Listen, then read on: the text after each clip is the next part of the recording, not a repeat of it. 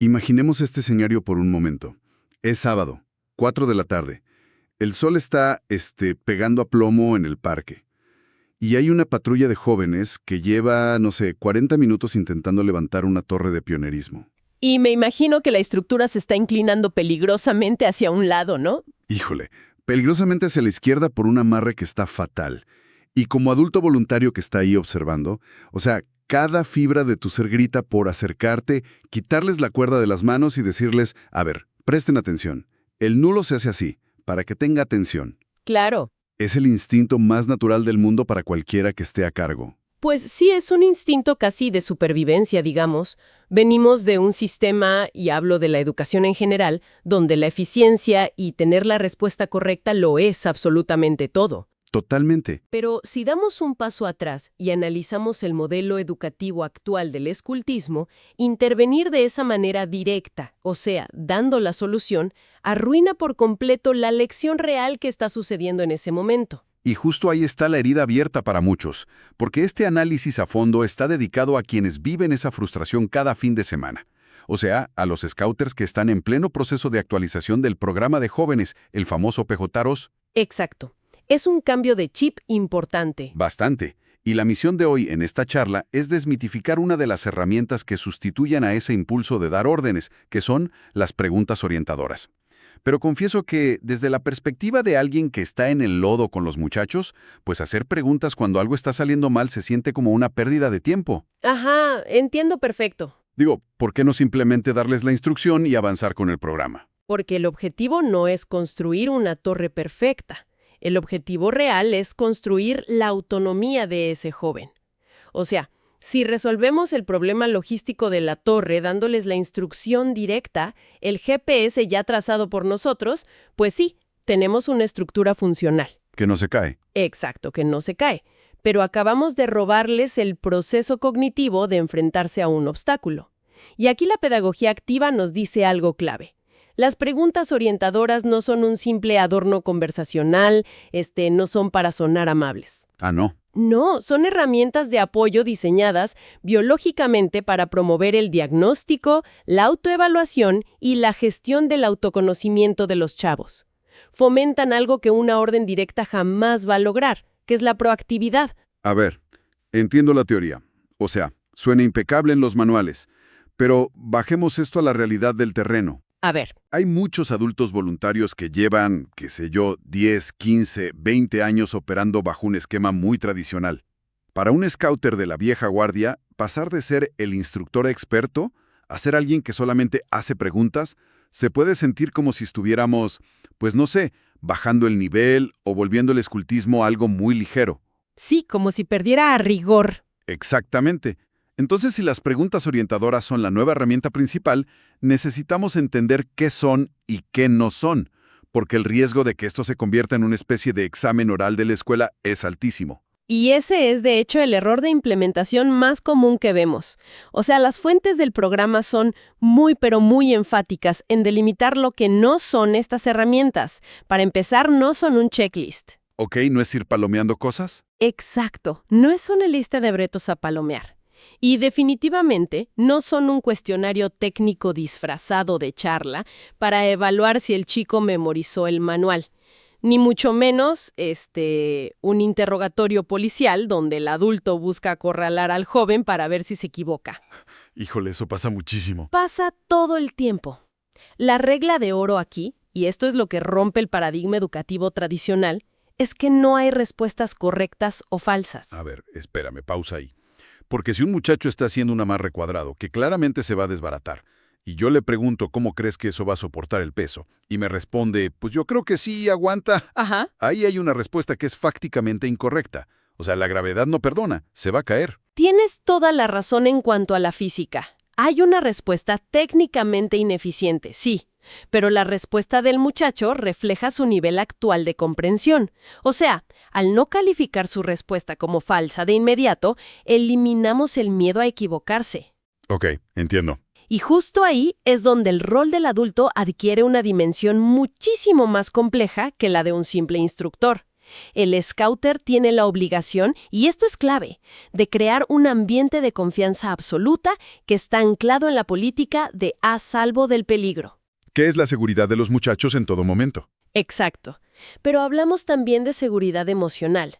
Si el muchacho responde, yo creo que sí aguanta, y el adulto le lanza un tono sarcástico o una mirada de decepción, O el clásico suspiro de desesperación. ándale, ese suspiro destruye la confianza de jalón.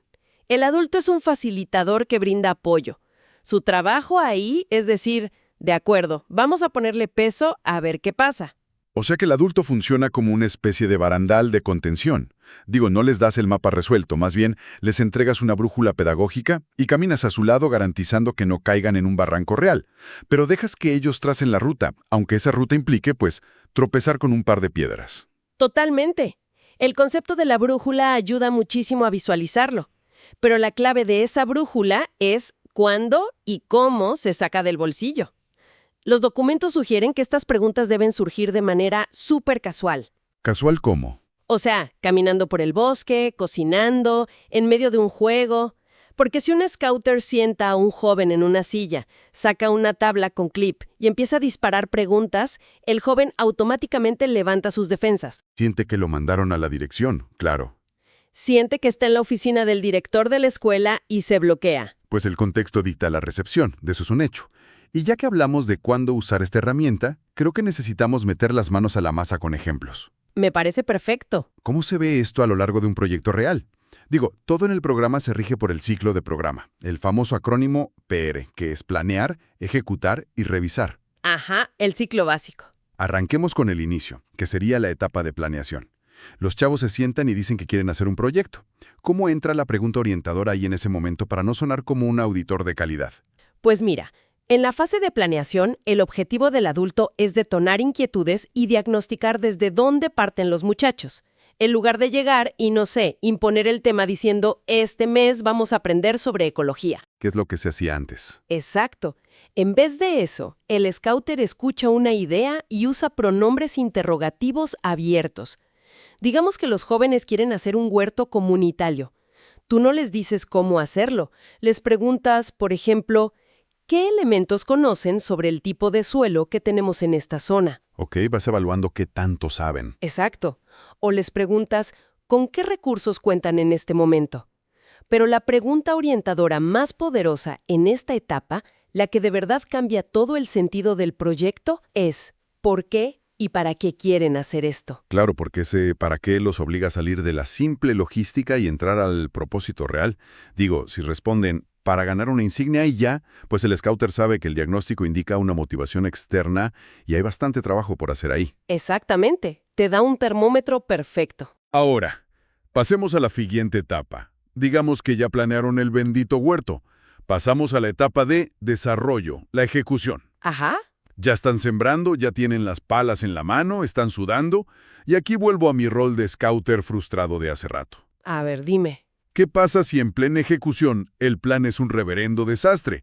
O sea, compraron semillas de invierno y estamos en pleno verano a 40 grados y ni siquiera hay una toma de agua cerca. El adulto lanza una pregunta ahí para salvarlos de inmediato o de plano deja que el barco se hunda un ratito. Híjole, esa es la cuerda floja sobre la que camina todo educador, te lo digo en serio. Y la intervención ahí depende estrictamente de la evaluación de riesgos. O sea, a salvo del peligro otra vez. Totalmente. El adulto garantiza de manera no negociable la seguridad física.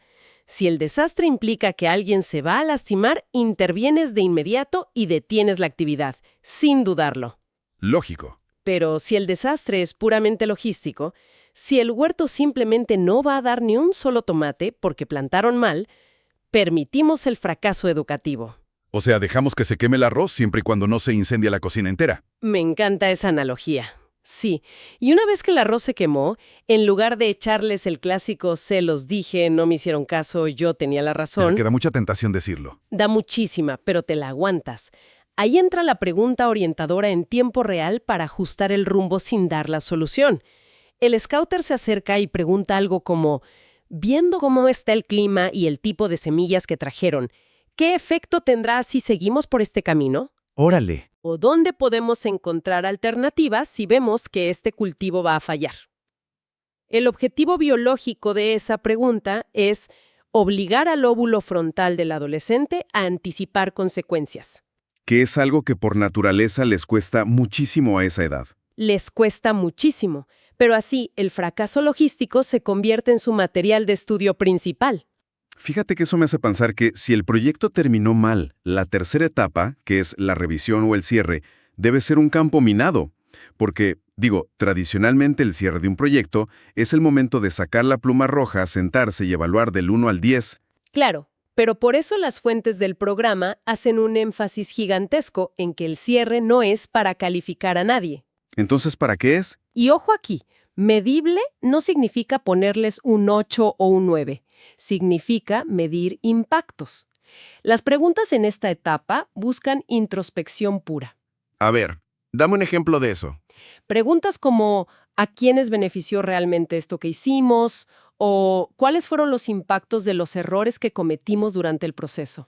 Suena muy bien, pero, siendo honestos, lograr que un grupo de niños o de adolescentes aterrice en una introspección profunda después de un sábado súper cansado bajo el sol, pues suena un poco a película de ficción. Puede sonar difícil, sí. ¿Cómo se ve una de estas preguntas de cierre en la vida real? Por ejemplo, con los más pequeños. Pues mira, hay un ejemplo muy aterrizado en los materiales de la manada, específicamente en el documento que se llama Mis rastros en la selva. Ah, sí lo ubico. Sugiere a los adultos plantar algo tan sencillo como de las cosas que pasaron hoy, ¿por qué cosas agradeces y en qué decides que puedes mejorar? Oye, qué interesante forma de plantearlo. ¿Verdad?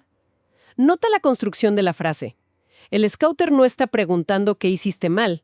Pregunta en qué decides que puedes mejorar. Le devuelve el control al niño por completo. Exacto, le da agencia. Ese pequeño cambio de sintaxis fomenta una resiliencia emocional impresionante en los niños. Y fíjate que al escuchar este análisis del cierre, me cae el 20 de que esa etapa de revisión muchas veces deja al descubierto algo más. ¿Cómo qué? Pues cuando un joven te dice durante el cierre, oye, disfruté muchísimo organizar a todos cuando las cosas salieron mal con el huerto, te está revelando como una chispa interna, ¿no? Un talento. Y supongo que ahí es donde las preguntas orientadoras dan el salto de las actividades grupales al plano individual. Me refiero al tema de las especialidades. Sí. Ese es el puente natural. Las reflexiones del final de un ciclo revelan inclinaciones que a veces el mismo joven ni siquiera procesa de forma consciente. Y aquí debemos recordar que en el modelo actual del programa, las especialidades para la vida son procesos totalmente voluntarios e individuales. Ya no son esa colección de insignias obligatorias con requisitos estándar. Para nada. Son saberes estructurados en 3 momentos muy claros que son conozco, aplico y comparto. Ok, pero el reto gigante que yo veo ahí es la apatía. Digo, te sientas con un chavo de 14 años, intentas aplicar la técnica maravillosa y le preguntas qué quieres aprender o en qué eres bueno. Ajá. Y el 90% de las veces, siendo realistas, te van a contestar, pues no sé, en nada, o me gusta jugar videojuegos y ya. ¿Cómo navega un adulto ese muro de desinterés sin darse por vencido y, no sé, terminar asignándole una especialidad por pura lástima? Es un escenario súper común. Y ahí el adulto tiene que funcionar como una especie de espejo retrovisor analítico. A ver, explícame eso. Mira, los jóvenes, por su nivel de desarrollo cognitivo en esa etapa, suelen tener una ceguera enorme hacia sus propias virtudes. Ellos ven sus habilidades diarias como algo normal, no como un talento que destaque. Claro, no lo valoran. Entonces, ante el no sé en qué soy bueno, el scouter no presiona de frente. Hace preguntas laterales buscando evidencias en lo cotidiano. ¿A qué te refieres con preguntas laterales? A no preguntar por el talento directamente. O sea, no le dices, ¿en qué eres bueno? Le preguntas, oye, ¿cuáles son esas cosas en tus trabajos de equipo en la escuela donde siempre terminas tomando el control? Ah, ya. O le dices, ¿de qué tema te la pasas hablando con tus amigos hasta que los hartas? Y si el joven dice, pues de videojuegos, el scouter no descarta la respuesta ni lo regaña, indaga más. ¿Le preguntas sobre los juegos? Sí. Le dices, a ver, ¿qué tipo de videojuegos? ¿Son los de estrategia donde administras recursos o son los de armar equipos con jugadores de otros países? ¡Wow!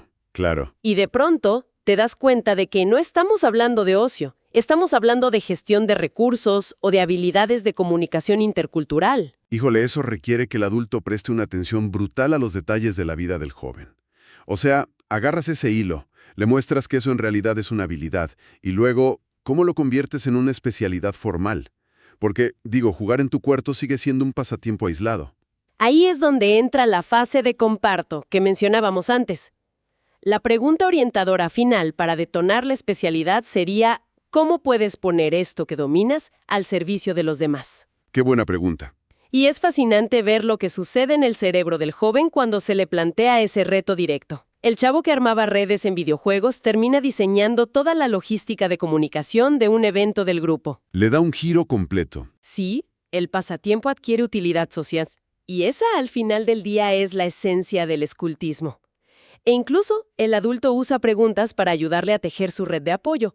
Le puede decir: oye, ¿conoces a alguien experto en este tema de redes que pueda apoyarte como tu asesor de especialidad? Órale. Y esto que me dices me lleva al elefante en la habitación de este tema. A ver, suéltalo. Es que, mira, hemos hablado de ciclos de programa, de evaluar proyectos, de desarrollar especialidades individuales. Todas estas piezas que están flotando en el aire se sostienen por un concepto rector, que es la progresión personal. Es el motor de todo el programa, sí. Exacto. Pero, y aquí viene el cuestionamiento que rompe cabezas en todos los cursos de formación de adultos. Adelante, ponlo sobre la mesa. Si ya no existen las listas de requisitos estrictos, o sea, si ya no hay manuales que digan, para pasar de etapa el joven debe saber hacer 5 nudos, 3 tipos de fogata y recitar la ley de memoria. Ajá. Si todo este modelo se basa en que el joven reflexione mediante preguntas orientadoras y avance a su propio ritmo en los 4 planos de relación. Sí, consigo mismo, con los demás, con el entorno y lo trascendente. Exactamente. ¿No se vuelve esto increíblemente subjetivo? ¿Cómo demonios sabe el adulto de forma objetiva que el joven realmente avanzó y ya merece el cambio de etapa? Suena a que cualquiera puede simplemente echar un buen choro, dar una respuesta bonita y obtener la insignia. Mira, te entiendo perfecto, y es la duda más válida que puede tener cualquier scouter enfrentándose a este modelo. La percepción general es que quitar las pruebas escritas o las pruebas técnicas hace que el programa sea más fácil o demasiado subjetivo. Pues es lo que parece desde afuera. Sí, pero la realidad pedagógica es todo lo contrario. Evaluar a través de preguntas orientadoras y observación constante de conductas es un proceso hiperobjetivo y, de hecho, muchísimo más exigente para el adulto. ¿Por qué más exigente? Evaluar un nudo bien hecho me toma 3 segundos y ya. Porque evaluar si alguien memorizó un nudo solo te dice que esa persona tiene memoria muscular a corto plazo. No te dice absolutamente nada sobre si esa persona es competente en la vida real. Buen punto. El modelo actual busca evidencias de cambio de actitud y de habilidades reales basándose en 4 pilares, que son saber conocer, saber hacer, saber ser y saber convivir. ¿Ok? Imagina a un joven que en un examen escrito de la vieja escuela saca un 10 perfecto en la definición de liderazgo. Pero en el campamento, este mismo joven se burla sistemáticamente de los más pequeños de su patrulla. Bajo el sistema antiguo y rígido, él cumple el requisito técnico y se le da su insignia. Claro, en papel es un liderazo, pero en la práctica es un tirano. Exactamente. Bajo el modelo de progresión personal actual, el adulto evalúa observando detenidamente cómo responde el joven en la práctica a los retos. Y esto ocurre en diferentes escenarios de aprendizaje, tanto dentro como fuera del movimiento. Ok, o sea que la vida fuera del grupo también cuenta. Por supuesto. Si un muchacho muestra empatía resolviendo un conflicto real en su escuela, o demuestra resiliencia cuando su proyecto del huerto fracasa rotundamente, y además es capaz de reflexionar sobre ello mediante preguntas orientadoras con su scouter, Ya te entendí. esa evidencia conductual es 1000 veces más objetiva y real que un examen de nudos en una hoja de papel. Entonces digamos que la evaluación se vuelve 100% formativa en lugar de punitiva. O sea, el adulto no está ahí para decir, reprobaste el requisito 3 de la lista. Está ahí para recopilar evidencias de madurez a través de un diálogo continuo. Totalmente. Y cuando el scouter nota que el joven ya interiorizó esas reflexiones y ya opera en la vida bajo esas nuevas competencias, entonces ahí es cuando se marca la conclusión de la etapa. Así es, tal cual lo describiste. Y entonces sí, ya viene la ceremonia, el reconocimiento frente a todos, la entrega de la insignia. Pero la insignia ya no es el objetivo a alcanzar, es simplemente el símbolo de una madurez que el joven ya demostró en la vida real. Es un enfoque completamente distinto. Lo es un arte de facilitación. Y requiere que el scouter esté verdaderamente presente, escuchando activamente y sobre todo suspendiendo su propio juicio anticipado. Lo cual demanda una energía tremenda por parte de los voluntarios y creo que es justo reconocerlo en este espacio. O sea, desaprender décadas de educación tradicional donde el adulto es el sabedor absoluto y el niño es solo el receptor, para convertirse en un facilitador que tolera el error ajeno, pues es un esfuerzo titánico. Es un trabajo de todos los días. Pero viendo cómo amarra todo esto que platicamos, las preguntas orientadoras son muchísimo más que signos de interrogación al final de una frase. Son literalmente la maquinaria pesada que impulsa todo el programa de jóvenes actual. Son el catalizador de la autoeducación, sin duda. O sea, en el inicio, desarrollo y cierre de un proyecto, evitan que el adulto secuestre el aprendizaje. En el terreno de las especialidades, son esta herramienta de minería que saca a la luz talentos que el chavo creía irrelevantes. Ajá. Y en la progresión personal, pues son el hilo conductor que le da coherencia al crecimiento de ese ser humano en todos sus planos de relación. Y todo esto ocurre, claro, mientras el scouter se mantiene súper firme como un ancla de seguridad emocional y física. Híjole, ha sido una inmersión profunda sumamente intensa. Creo que logramos desenredar bastante bien el por qué y el cómo detrás de esta actualización para quienes nos escuchan. Yo creo que sí. Pero antes de desconectarnos, siempre hay un ángulo que nos obliga a mirar más allá del fin de semana de actividades. Así que te pregunto, ¿con qué pensamiento provocativo dejamos a la audiencia hoy sobre este cambio de paradigma? Pues mira, pensemos en el resultado a largo plazo de todo esto. Si mantenemos el modelo antiguo de dar instrucciones directas y entregar el manual ya resuelto, estamos entrenando a los jóvenes para un mundo superestructurado que, siendo honestos, ya no existe. Tienes toda la razón, el mundo cambió. Pero si logramos tragarnos nuestra frustración de adultos, si acostumbramos a los niños, niñas, adolescentes y jóvenes a navegar su día a día respondiendo a preguntas orientadoras profundas, A cuestionarse las cosas. a cuestionarse el para qué y anticipar las consecuencias de sus actos por sí solos. Digo, ¿qué tipo de líderes, ciudadanos y profesionales van a ser en 10 o 15 años? ¡Wow! Claro. Van a enfrentarse a un mercado laboral y a una sociedad llena de caos e incertidumbres, donde les garantizo una cosa. Nadie, absolutamente nadie, va a tener un manual impreso con las respuestas para darles cuando las cosas salgan mal. Y el que sepa hacerse las preguntas correctas internamente, será el que sobreviva y el que de verdad transforme su entorno. Exactamente. O sea, no estamos creando seguidores de instrucciones, estamos calibrando brújulas internas. ¡Qué reto tan espectacular para todos los que están en la trinchera! Muchas gracias por acompañarnos en este análisis a fondo. Ojalá quienes nos escuchan lleven estas reflexiones y sobre todo muchísima paciencia a sus próximas reuniones de sección. Hasta la próxima.